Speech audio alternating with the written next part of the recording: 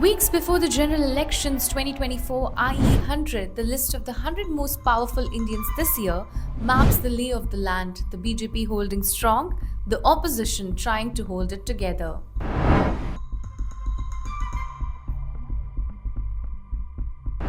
Because Prime Minister Narendra Modi has only grown taller and stronger, no Prime Minister has entered an election year looking at another term with so resounding a popularity. For his party, his 370-seat call rides on the wave of 2 terms of his government that has ramped up welfare, kept growth ticking, moderated inflation, and secured a special place for India in the world. All this backed by a formidable party machinery, deliveries on ideological promises, including abrogation of Article 370 and consecration of the Ram Temple.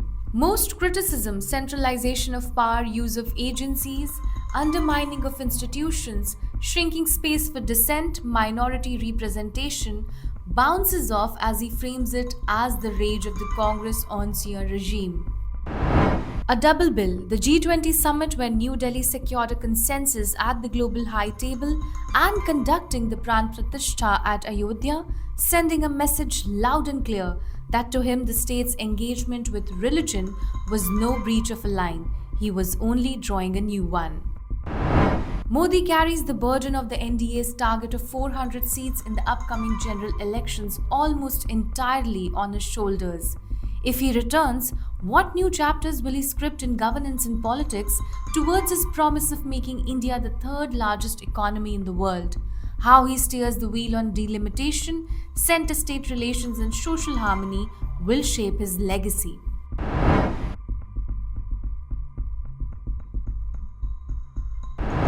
He may not be the BJP party chief, but Amit Shah is its chief strategist, helming the party juggernaut as it powers through the Hindi heartland, Madhya Pradesh, Rajasthan and Chhattisgarh, and targets new territories including the southern states and West Bengal.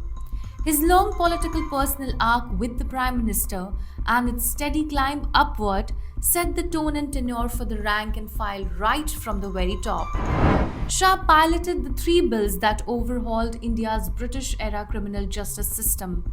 While doing so, he linked the new laws to the country's pride. Also, the BJP's target of 370 seats in the upcoming Lok Sabha polls is a reference to that other bill that Shah piloted in 2019, the Jammu and Kashmir Reorganization Act, that resulted in the abrogation of Article 370, seen as the BJP's most decisive move yet. Despite leading the political narrative on the Citizenship Amendment Act, there has been a pause on its implementation. The crucial census on the NPR enumeration hang in balance. In Jammu and Kashmir, Shah's ministry and forces will have to check terrorist violence now spreading to Jammu and create conditions conducive for the political process to start. Manipur smolders, remaining a stalled work in progress.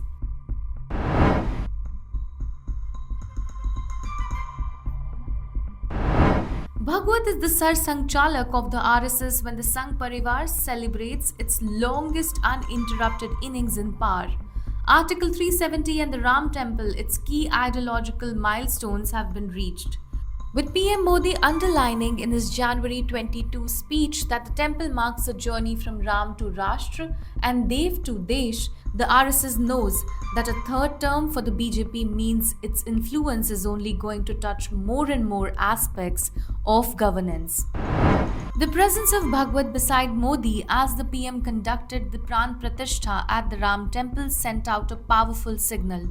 For a while now, Bhagwat has been trying to articulate a moderate face of the RSS, as is evident in his reaching out to minorities and his January 22 speech, when he spoke of the need to show hosh, reason, amid the josh, passion, an articulation that comes from a position of strength where the RSS sees its ideological projects have come to fruition. With the Sangh looking at a 3rd term as its chance to consolidate and effect disruptive change, Bhagwat's leadership of the RSS, which provides a significant number of foot soldiers for the BJP, will be crucial. The Sangh's long-standing demand for a nationwide uniform civil code is likely to get louder with Uttarakhand implementing it in the state.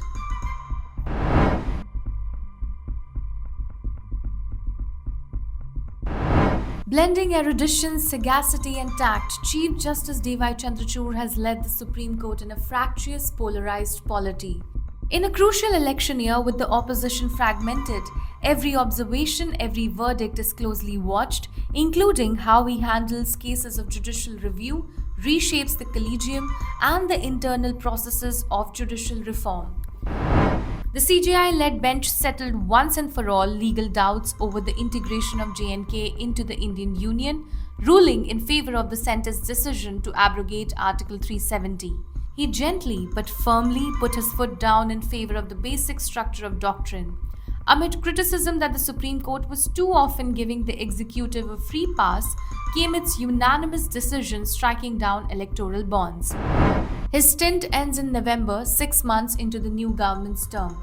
The Supreme Court still has some significant cases pending, including the challenge to the amendments to the Citizenship Act.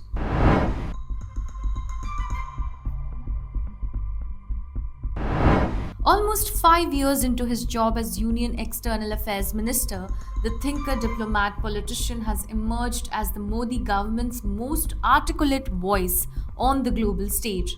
His sharp retorts, quote unquote, India imports less oil from Russia in a month than Europe does in an afternoon, to asserting that India's purchase policies played a key role in stabilizing the global oil and gas markets, and he was, quote unquote, waiting for the thank you, shaped India's international power image. To his party's delight and advantage, he has brought high diplomacy on YouTube and Instagram.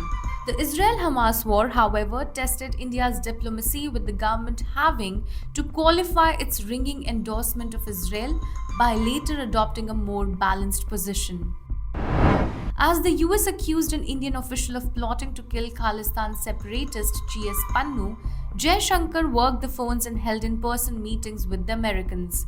This was in contrast to India's much sharper response to Canada's allegations. His understanding of big power politics helped him tide over the crisis. Will he contest the Lok Sabha elections? And in the event of Modi 3.0, will he return as the country's foreign minister?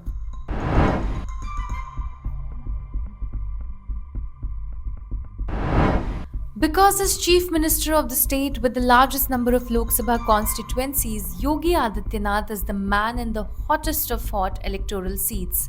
Will he deliver to his party the cleanest of sweeps in 2024 in the 80 seats from the state? As Mahant of the Gorakhnath Mutt, he combines his spiritual authority with his political might. Several chief ministers, including some in opposition states, have borrowed from his controversial bulldozer justice template. Soon after the successful completion of the Ram Temple consecration ceremony came Groundbreaking Ceremony 4.0, which saw the launch of over 14,000 projects worth over rupees 10 lakh crore, a promise ahead of the elections that under Adityanath, the government will deliver on faith and development. The Lok Sabha polls followed by the Assembly in 2027. As Chief Minister, he has been saying that he wants to make UP the largest economy of India in absolute terms in the next 3 years.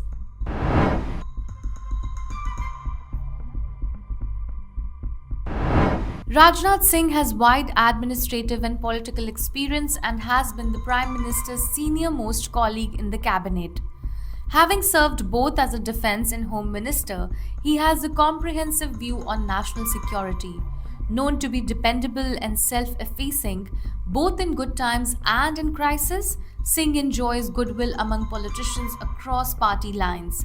His unflagging energy is evident in the multiple trips he makes to countries as part of defense diplomacy and his participation in domestic events such as Aero India and Def Expo. He is also one of the seniors who is holding back channel talks to resolve issues with farmers.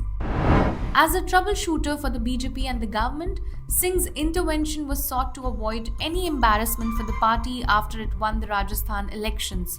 Amid speculation that Vasundhara Raje could put her foot down on the choice of Chief Minister, it was Singh who stepped in to implement the party's decision to have a new leadership in the state. He is keen on building Atmanirbharta in defense and increasing India's defense exports.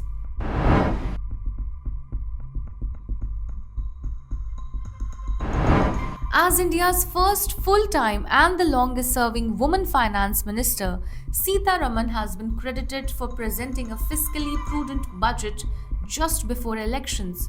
Under her leadership, the Indian economy has registered 7% plus growth rate for 3 years in a row. Inflation has been managed and the stage is set for capex spends and private investment. All this in the backdrop of global headwinds and slowing down of the world economy. With the latest presentation of the interim budget for 2024-25, Sitharaman has now presented 6 consecutive budgets as finance minister, equaling the record set by Morarji Desai and breaking the 5 budget in a row record of former finance ministers Manmohan Singh, Yashwant Sinha, P. Chidambaram and Arun Jaitley. Sitharaman will need to strike a fine balance maintaining the growth momentum amid the persistent risk from elevated inflation.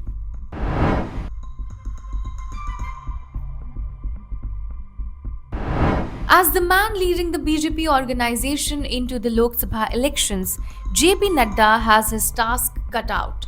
In a party with Narendra Modi and Amit Shah, Nadda has held his own and gained the trust of the leadership and the rank and file without coming across as someone trying to overproject himself. He has also switched gears, hard or soft, depending on the need of the hour.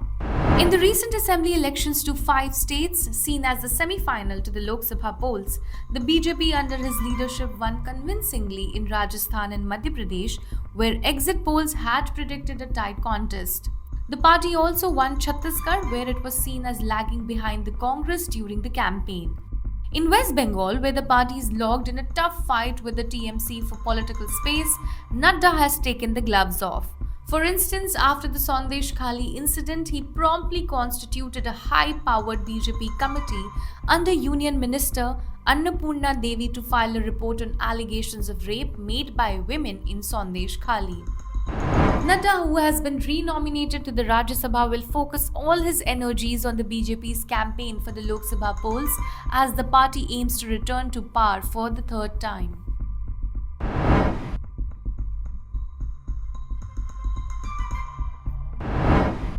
Gautam Adani is the second richest person in India with a net worth of $101 billion. Under Adani, the group has made rapid progress in various infrastructure sectors such as cement, power, airport, green energy, ports, power and gas distribution through a string of acquisitions and greenfield projects. Opposition parties have accused him of being close to the ruling establishment at the centre. When Hindenburg Research came out with a report last year alleging brazen stock manipulation and accounting fraud in the group, his companies faced setbacks, shares crashed, and a mega IPO was pulled out. However, a year later, the group has bounced back, its share prices have recovered. The Adani Group is planning to invest 7 lakh crore rupees in ports, power, green energy and airports. With entry into media, it plans to expand its footprints and shape the narrative around itself.